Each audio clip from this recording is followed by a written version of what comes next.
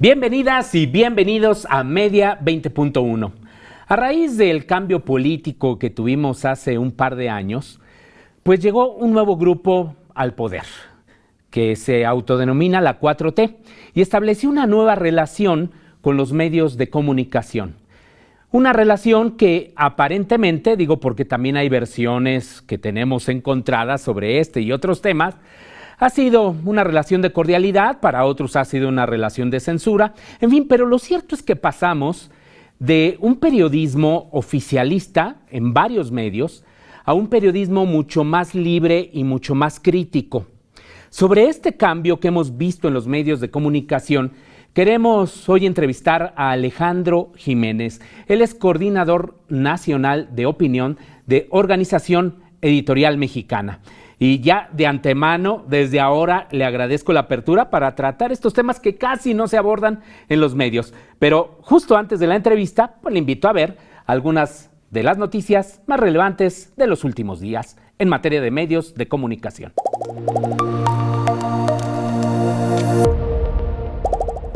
Al inaugurar el Encuentro Internacional de Medios Públicos, organizado por el Instituto Mexicano de la Radio, Bruce Abrams, director de la Agencia de Estados Unidos para el Desarrollo Internacional, consideró que los medios públicos, en especial la radio, son vitales para la democracia, y en ese contexto anunció un convenio con el Gobierno de México para brindar capacitaciones técnicas y en materia de seguridad a trabajadores de estos medios en nuestro país.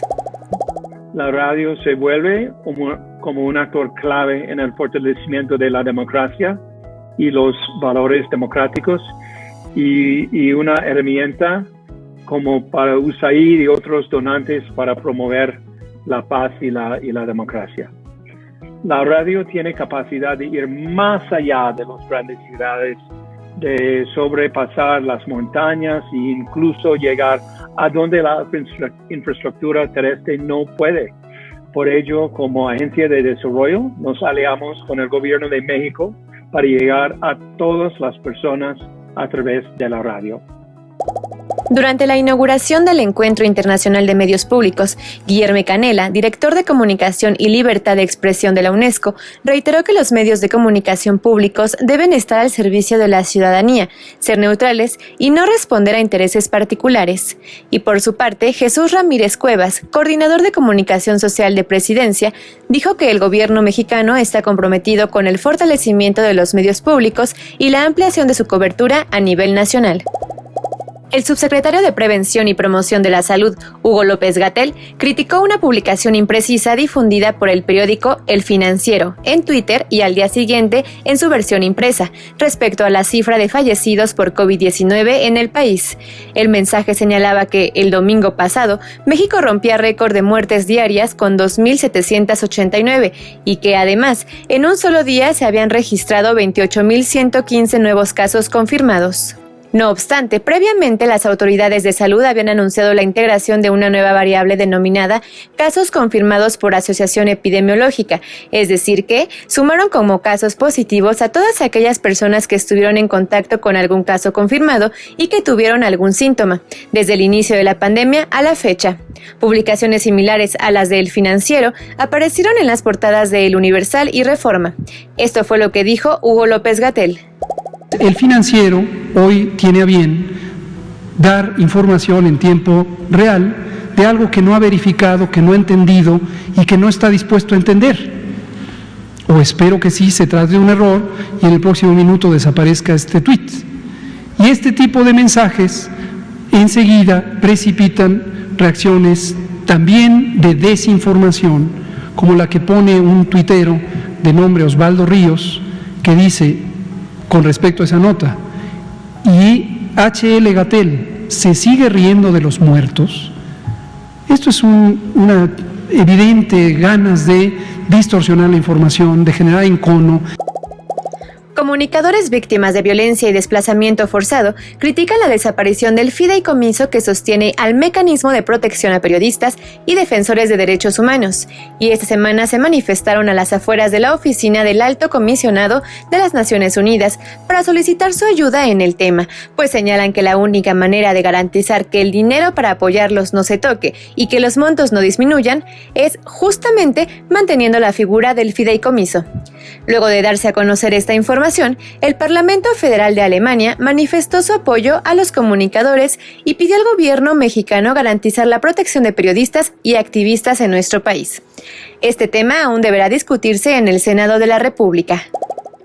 Ante las demandas de la comunidad artística que piden reconsiderar la extinción de figuras como el Fidecine, la secretaria de Cultura, Alejandra Frausto, señaló que a partir del nuevo ajuste, los recursos se entregarán de manera directa por medio del Instituto Mexicano de Cinematografía a través de 11 convocatorias. Los fideicomisos son un mero mecanismo para administrar dinero y su extinción no significa la cancelación de los apoyos al cine, señaló la funcionaria en respuesta a quienes acusan que si los recursos para hacer cine en México ya eran escasos, ahora no habrá montos mínimos que garanticen su operación. Qué gusto que continúe en Media 20.1. Alejandro Jiménez, bienvenido a Media 20.1. Pues muchas gracias, Gabriela, por tu hospitalidad, tu generosidad, a ti, a TV UNAM, por que podamos tener esta plática. No, pues nosotros encantados, sobre todo, ya lo decíamos, por este cambio tan importante que hemos visto en el periodismo, pues particularmente en los últimos meses. Pero antes de platicar sobre ese asunto, Alejandro, platícanos qué es Organización Editorial Mexicana. Y te lo pregunto, no porque no lo sepamos, porque en realidad muchos de nuestros televidentes, de nuestra audiencia, seguramente identificará El Sol de México, periódicos como La Prensa, entre otros. Pero Organización Editorial Mexicana es todavía mucho más que esto. Sí, estamos hablando de 50 periódicos a lo largo y ancho del país. Claro, en la Ciudad de México, pues el referente es El Sol de México, el periódico La Prensa, que es el popular, y el periódico El Esto, el deportivo, que también es parte de la organización. Sin embargo, hay después 45 periódicos, mucho más repartidos en el país con mucha presencia local. Hay periódicos líderes en su plaza, El Sol de Toluca, El Diario de Querétaro, El Occidental en Guadalajara. El Sol de Acapulco. El Sol de Acapulco, claro. Incluso en algunas, perdón por la interrupción, sí, en algunas plazas es el único periódico que hay. Así es, hay el Heraldo de Chihuahua, por ejemplo, que es un periódico muy fuerte. Se llama El Heraldo de Chihuahua, aunque no tiene que ver con el Heraldo recientemente creado aquí en la Ciudad de México. El Diario del Sur en Chiapas, El Sol de Tlaxcala, El Sol del Centro en el Bajío, en fin, el Diario de Jalapa, por ejemplo, es periódico líder en el estado. Entonces, más allá de las fronteras y de que de repente los capitalinos somos muy defecentristas, y que pensamos que el país se acaba en Ecatepec, en realidad pues hay muchas visiones, hay muchos Méxicos. Yo trabajando ahí pues he aprendido mucho de mi propio país, más allá de la prensa del Distrito Federal, que se dice nacional y que tiene una influencia muy grande en el poder y en los poderes en todo el país, pero que sin embargo pues hay piezas locales que son importantes y que han sido parte de esta organización durante pues ya más de 50 años, ¿no? Sí, porque es una organización, un diario que pasó de unas manos a otras, ¿no? García Balseca, el coronel García Balseca, que era el dueño, ¿no? De El coronel funda esa organización de periódico antes. Antes, perdóname. Lo vende en los años 70. Lo vende en los años 70. Él crea su red de periódicos a partir de haber recibido como estos generales por revolucionarios que recibieron canonjías del poder del grupo triunfante de la revolución. Uno de sus logros, una de las cosas que le dieron fue las concesiones de vías de tren, entonces que cruzaban del centro del país hacia el norte. Entonces, por algún gusto personal por donde pasaba el tren él compraba un periódico. O sea, no compraba el papel, compraba el periódico de la plaza. Y entonces fue haciendo una organización de periódicos, creo que llegó a tener 23 periódicos hasta los años 70, en que se mete en problemas fiscales y económicos, se administra mal, hay toda una grilla de poder con Luis Echeverría, hay dimes y diretes, cosas que pues, ninguno de nosotros fuimos testigos, de que si Echeverría le quitó el periódico al coronel, que si él quería o no quería, que si Vázquez Raña dijo, pues yo le entro, o se lo dieron, en fin, una serie de elementos que todavía no quedan muy claros en la historia. Lo que sí sabemos es de que don Mario Vázquez Raña administra, y no solamente administra, sino hace crecer esa organización de 23, pues al doble, ¿no? A los 50, pero actualmente llegaron a tener hasta 60. Tiene hasta estaciones de radio, 60, ¿verdad? Dice. 60 con los periódicos Esto, que tenía periódicos Esto también en los estados de la República. Actualmente ya se centralizó en un solo periódico Esto, que es además el que surte de información deportiva a todo el país. Y decíamos de las estaciones de radio. Y tiene actualmente una red de 24 estaciones de radio a lo largo del país. En la Ciudad de México es una AM, que es Radio ABC. En el 760, 760 de AM. Y en provincia, en los estados, tiene NFM, que son estaciones pues incluso muy fuertes en San Luis Potosí, en el mismo Guerrero, en fin, son radios. No todas se llaman, ¿verdad? ABC, de hecho, también también hay con diferentes formatos. Distintos nombres, aunque algunos como EXA también, por ejemplo, de MBS, ¿no? Que se dio la concesión en algún momento y se retiró. En fin, son negociaciones que se hacen de manera coyuntural y luego se quitan, porque EXA creo que más bien es de MBS. Entonces, pero son 24 estaciones que ahí están. Se incorpora a la prensa en los años 90, cuando la prensa había pasado... El periódico La Prensa, El periódico La Prensa, sí. Que de repente lo habían tomado los españoles de Prisa, y de repente no es el negocio que ellos hubieran esperado, lo toma don Mario Vázquez Raña, lo hace crecer, porque La Prensa vuelve a crecer. De hecho, es uno de los periódicos que nos preguntan mucho sobre cómo ha sobrevivido y cómo sigue en la calle, con tirajes todavía que ya los demás periódicos no tienen, ¿no? Porque se ha caído la circulación de periódicos en México y en el mundo. Todos los periódicos han dejado de vender periódicos en papel para vender ya más internet, en el mundo digital. Entonces, La Prensa es un caso de éxito, lo toma don Mario, lo hace crecer, hace que muchos, lo hace una máquina de dinero en su momento. Ya esas épocas ya pasaron, sin embargo, sigue vendiendo mucho. Igual el Esto se le hizo una reconversión, se le pasó a todo color. Yo era de los románticos vamos a dejarlo en sepia, porque pues, claro, pues era la manera en cómo se identificaba, ¿no? Se identificaba, pero bueno, ya muchos lectores, anunciantes ya lo veían viejo, ya optaban por otras opciones en el mismo segmento, y bueno, se renovó y se relanzó, todo con su página web, todos pensando en los teléfonos celulares, igual, y así, y toda esa red de periódicos, pues ahora ya se va integrando, pero ya me adelanté. No, está muy bien, porque es importante, pues, que se conozca la relevancia. De hecho, es uno de los grupos o conglomerados mediáticos más importantes, no solo de México, sino incluso de América Latina. Por su tamaño, sí, en América Latina, por el número de personas a las que llega. Exacto. Un anunciante llega y trata de meter un anuncio y puede tener por un precio nacional presencia en todo el país o presencias localizadas, incluso campañas que nosotros hacemos editoriales, ya no comerciales.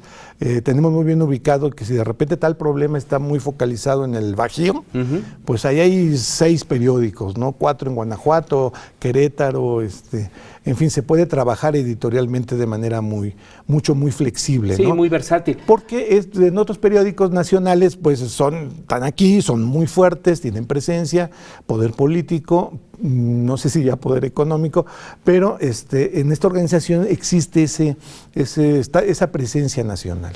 Eso es muy importante. A ver, Alejandro, durante décadas se ha dicho que El Sol de México y Organización Editorial Mexicana, sobre todo, estuvieron al servicio del presidente de la República y en particular a un partido político.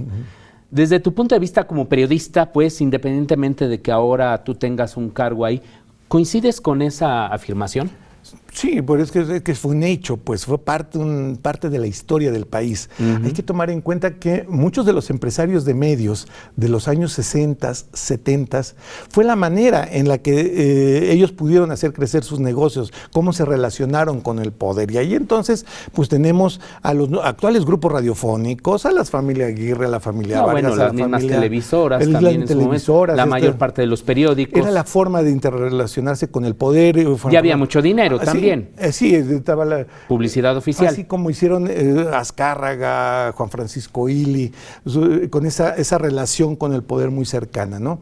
Don Mario Vázquez Raña creo que no fue la excepción, buscó crecer su negocio con las herramientas que había en el momento en que había, siempre pensando, y lo veo en retrospectiva, no dejar morir su negocio, porque aún cuando él podía estar cercano al poder por convicción política propia, y ni siquiera por mercenarismo, sino porque realmente él creía en eso y en ese país y en esos valores. Él buscó que hacer periodismo a su manera, con las herramientas que existían. Después vino una nueva generación, ya cuando él hereda todo a su viuda, doña Paquita Ramos de Vázquez, y que le encarga al ingeniero Francisco Torres Vázquez, al nieto de don Mario Vázquez Raña, la labor de traerlo al siglo XXI, ¿no? Y entonces es cuando los paradigmas se rompen, porque la forma de relacionarse con el poder es muy distinta. Y estoy hablando antes de la elección de Andrés Manuel López Obrador, estoy hablando de 2016-2017, donde comienza esa reconversión. Tenemos que hacer una pausa, Alejandro, pero pues no se vaya, porque ahora nos va a decir cómo se dio esa evolución en uno de los conglomerados de medios más importantes de México y de América Latina. No se vaya.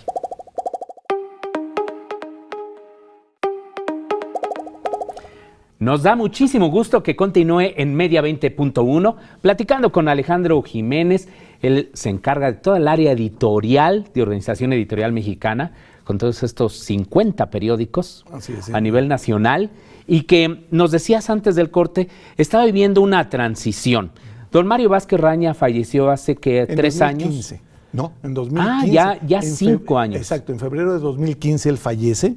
Él deja la empresa muy sólida, la verdad que con fundamentos económicos muy, muy sólidos, con una línea clara. Él preparó su sucesión de manera muy pensada, o sea, no fue algo súbito y que se dejara, y además ya reconociendo que los tiempos iban para otro lado.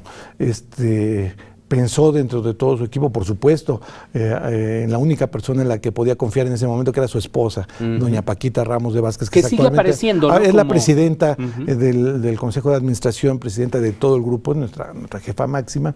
Y ella le encarga, también ya apalabrado con don Mario Vázquez Raña, que quien conduzca la parte operativa del grupo, que es la parte editorial, las estaciones de radio y también otros negocios paralelos de cartón, de transportes que tiene la organización. Sí, porque en algún momento, perdón la interrupción otra vez, adquirió varias de las papeleras que tenía Pipsa, ¿no? Y se convirtió también en él. Él buscó ser, don Mario Vázquez Raña buscó en los años 90, con las privatizaciones de Carlos Salinas de Gortari, etcétera. Pipsa es nada más, recordar, productora importada de papel S.A. Que era el monopolio estatal de papel, y era donde se ejercía la censura de que te doy papel o no te doy papel. Bueno, se lo quedó el Sol de México varias de esas fábricas. Algunas de esas fábricas, porque se pulverizó. Con el tiempo se generó papel. Actualmente han hecho maravillas con esa parte, con Cartones Ponderosa y con una serie de cosas que son negocios muy exitosos, que van paralelo y van al margen de la línea editorial y del trabajo periodístico. ¿No? Es trabajo de una línea de negocios muy, muy clara. El ingeniero Francisco Torres Vázquez, a sus 27 años, asume, ante el fallecimiento de don Mario, la conducción operativa como vicepresidente ejecutivo. Actualmente lo es vicepresidente ejecutivo de todo este grupo. Y con 27 años de edad, siendo muy inteligente, muy brillante, estudió física aquí en la UNAM. O sea, no fue el chavo junior ahí destrampadón, sino que realmente estudió y está metido en hacer reconversión de sus empresas. Y entonces, desde 2015, él se fijó varias etapas para poder, habiendo sido secretario particular de don Mario, tuvo un lugar privilegiado para ver cómo funcionaba, dónde había ventanas de oportunidad en la organización, dónde corregir, dónde aumentar, dónde meter el acelerador, y además su propia visión del mundo, que ya es distinta la de un chavo de 27, 28 años a la de una generación anterior o dos anteriores a la suya. El hecho ya consumiendo periódicos en Europa, The Guardian, The Independent, con otra visión distinta, ¿no? Bueno, y además el mundo digital, y sin los vicios de que, bueno, que tenemos que seguir haciendo periodismo a la mexicana, como tú decías, de los 70s, de los 80s, porque eso pues ya cambió. Los hábitos de consumo rápidamente han evolucionado. De 2015 para acá, pues ya había iPods, ya había newsletter, podcast, ya había nuevas cosas con las cuales generar recursos y monetizar y llevar a las empresas periodísticas al siguiente nivel. Yo sé que en el mundo hay un desconcierto de cuál va a ser el nuevo modelo de negocio. Se sabe que el papel ya no, el impreso va a quedar para otras cosas, va a sobrevivir como la tele y las radios sobrevivieron, pero para investigaciones de fondo, periodismo de investigación, literatura, trabajos muy de fondo, pero que ahorita lo inmediato, de una página web de un periódico como la nuestra, compite con la televisión, compite con el radio. Tú ves las páginas y ya no sabes si es Televisa, si es TV Azteca, claro, si es TV UNAM, porque ya todo es parejo. Entonces, con esta visión que decía, pues sí, ya no es posible que manejemos un negocio a la antigüita. Don Mario lo sabía, el ingeniero Torres Vázquez lo fue llevando, nombra como el primer eje de este cambio a alguien ya de una nueva generación de periodistas como es Marta Ramos Sosa, periodista que lleva muchos años en el Universal como editora en Ciudad, con otros cargos en las subdirecciones editoriales, con mucho colmillo, que había entrado a ver la parte web de la Organización Editorial Mexicana todavía en 2016. Y comienza esa etapa. Primero hubo 1 o 2 años de reingeniería financiera, después hubo 2 años en 2017, cuando también yo llego, de reingeniería editorial. ¿Cómo podemos entrar a la pluralidad? Pero no a la pluralidad que en los años 70 era llamativa, todos los partidos, sino a las nuevas corrientes, nuevos personajes, nuevas divisiones que existen en el país, un país muy plural, muy diverso. ¿Cómo has logrado eso? Mira, hemos buscado que... porque supongo que fue una transición muy difícil, ¿no? Fue difícil, teníamos cerca de, en toda la organización, en todo el país, pues más de 300 colaboradores. Muchos de ellos... En este caso, editorialistas. Editorialistas, estoy hablando de la gente de opinión. En el Sol de México solamente estamos aquí en la Ciudad de México cerca de 90. ¡Wow! ¿Y la mayoría que eran priistas, eran muy progubernamentales? La mayoría sí, la mayoría respondían a ese esquema porque así se creó, así era lo que en su momento vendió, era lo que en su momento era la apuesta de un periódico. Pues era un soporte, ¿no? Finalmente. Sí, era un soporte y una apuesta, era la apuesta de negocio en ese momento. Fuimos actualizando, hay colaboradores de los más antiguos que todavía escriben, porque todavía tienen mucho que decir, es decir, no hicimos el cambio solamente por cambiar y traer jóvenes porque solamente ser joven es bueno, no, sino a ver, vamos a bajarle la edad a analistas, pensadores de 30, 40 años, vamos a traer ONGs, hicimos convenios con México Evalúa, con el IMCO, con el Causa Ciudadana, de Causa en Común, con Comexi, para traer analistas, ¿no? Hacer carruseles de analistas, traer a todos los partidos políticos, sí, incluso Morena. Actualmente somos la organización, como organización, la que más colaboradores del partido Morena tiene en todo el país. O sea, ¿cómo equilibras eso, por ejemplo? Buscamos Alejandro, por números y representaciones, cuotas. En un primer momento, sí. Y después van surgiendo liderazgos, ¿no? ¿Quién te va escribiendo mejor? ¿Quién va siendo más representativo? ¿Quién va...? Puede haber alguien que sea muy pro AMLO o muy anti AMLO y que después de ciertas colaboraciones se repiten a sí mismos, ¿no? Y entonces editorialmente ya no es atractivo, ¿no? Claro. Porque ya sabes qué va a opinar. Pero buscan entonces un mosaico plural. Un mosaico plural y propositivo. Es decir, no basta ser anti-AMLO o pro-AMLO para equilibrar y pongo dos y yo ya cumplí con la pluralidad, sino que haya propuesta, que el debate nacional pase por nuestras páginas y que además los debates locales pasen por las de todos los periódicos de provincia y que además sea propositivo, que no quede en el insulto. Claro. Si en algo nos tenemos que diferenciar los medios grandes, en este momento de fake news, de mucha polarización en redes sociales, de insultos, de agravios, de veras malas razones que vemos en Twitter, que vemos en Facebook, es en el análisis tranquilo, sopesado, con propuestas, donde podamos ser tolerantes todos y podamos platicar. Y sí, yo soy de Morena y yo voy por Mario Delgado, y yo estoy por que no haya encuesta, como decía José Narro Céspedes, que colabora con nosotros. Bueno, ahí estamos respetando, tenemos un espacio también para las minorías que antes no se escuchaban, para feministas, para algo que se llama espacio diverso cada 15 días, para la comunidad LGTB. O LGBT, no sé, entonces que son tantos. Sí, va variando. Alejandro, ya casi se nos termina el tiempo, pero a ver, te quiero también hacer una pregunta que le he hecho a otros y a otras invitadas a este programa. Ahora se ha dicho mucho de que ha comenzado una etapa de censura a los medios de comunicación.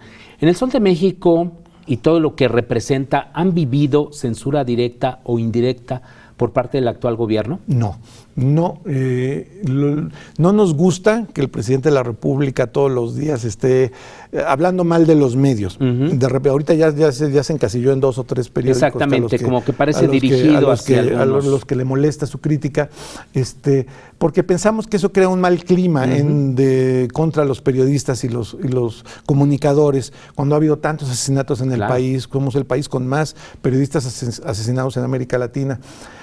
Pero la parte de no quiero que colabore fulano, la llamada incómoda a las 7 de la noche para dictar la portada, eso se acabó, eso no lo hemos vivido, esos momentos incómodos de que desde presidencia te hablan para decirte, con el argumento de que como te estoy pagando publicidad, pues tú hazme caso, ¿no? Yo creo que eso se vivió y en épocas muy recientes, eso no ha existido. La verdad es de que te puedo decir a nombre de toda la organización que no ha habido ni una sola llamada, ni una sola exhorto a que tal gente no colabore, a que tal gente no. Nosotros hemos dicho a todos nuestros colaboradores, que sean respetuosos del debate. De repente algunos se acelera y ponen en su texto algo a favor o en contra del gobierno, siendo muy elocuente, con malas palabras, incluso, a ver, tranquiliza, eso le baja calidad a tu argumento, mejor elévalo. Y de parte de la Organización Editorial Mexicana, pues ha habido apertura, se ha escrito, sabemos que ha habido textos, reportajes que no han gustado mucho. En presidencia no es labor de los medios estar bien con el poder, ni en este momento, a diferencia de lo que pues inevitablemente, y todos sabemos que sucedía antes, tampoco hemos sido particularmente de inventar notas, de inventar desmentidos. No vamos a ser punta de lanza de una operación antigubernamental sin fundamentos. Pero sí un periodismo crítico, independiente, que es lo que independiente. Oiga, pues aquí se busca. Estas ventas se ven sospechosas, se ven raras, la militarización del país se ve sospechosa, los analistas no lo avalan, nuestros colaboradores como México Evalúa, como el IMCO, son críticos de Dos Bocas, de Tren Maya, pero pues no los vamos a censurar tampoco. Ahí está, y es el debate nacional porque es un país plural, no es un país de un solo hombre. Pues muy bien, pues bueno, pues ahí está. Lea El Sol de México, lea El Financiero, vea TV UNAM, vea Televisa, vea TV Azteca, asuma una postura crítica respecto de lo que pues generan informativamente y en materia de entretenimiento los medios de comunicación. Esa es parte de la labor también de Media 20.1. Muchas gracias, Alejandro Jiménez, por estar aquí. Y muchas gracias a usted. Hasta la próxima semana.